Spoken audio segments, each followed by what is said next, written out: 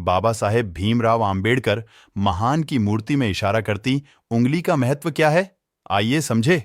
आजकल भारत रत्न बाबा साहेब भीमराव आंबेडकर की यह फोटो सोशल मीडिया से लेकर इलेक्ट्रॉनिक मीडिया में दिखाई जा रही हैं।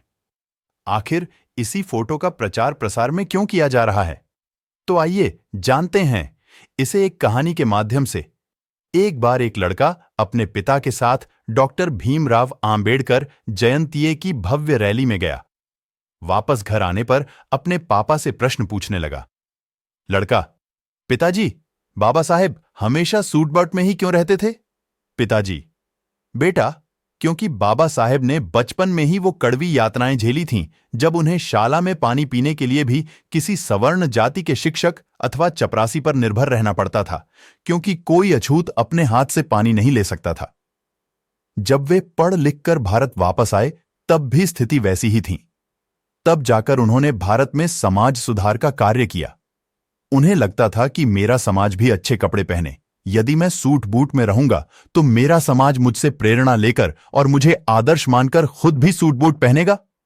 लड़का: ठीक है पिताजी, आज से मैं भी सूट बूट में ही रहूंगा। अच्छा पिताजी, बाबा साहेब के जेब में हमेशा पेन क्यों रहता था? पिताजी: बहुत अच्छा प्रश्न पूछा बेटा। कलम होने का मतलब है शिक्षित होना ही सबसे जरूरी काम है। अरे वो सिर्फ कलम, पेन नहीं, लोगों को गुलामी से मुक्त करने की वह आधुनिक तलवार है। उसी कलम से बाबा साहेब ने आगे चलकर भारतीय संविधान लिखा। पिताजी, मैं भी आज से अपनी जेब में कलम लगाऊंगा और खूब पढ़ाई करूंगा। लड्डू: पिताजी, मैं आपसे आखिरी प्रश्न पूछ रहा हूं।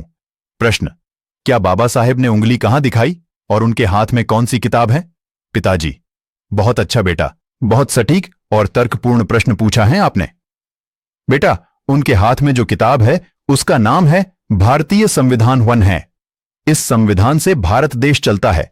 इसी संविधान से सभी को समता, स्वतंत्रता, न्याय और बंधुत्व को बल मिलता है। बाबा साहब ने जो उंगली दिखाई है उसका मतलब है तुम ही इस देश के शासक हो। जाओ, पहले इस संविधान में दिए अपने कर्तव्यों और अधिकारों को जानो और फिर अपने में से योग्य व्यक्ति को संसद भेजो जो आपके हक और अधिकारों को उठा सके। अगर इस संविधान को सही मायने में अमल में लाना है तो योग्य लोग संसद में आने चाहिए। वह उंगली से यह संबोधन करते हैं कि अपने भले के लिए स्कूल, कॉलेज और संसद में जाओ।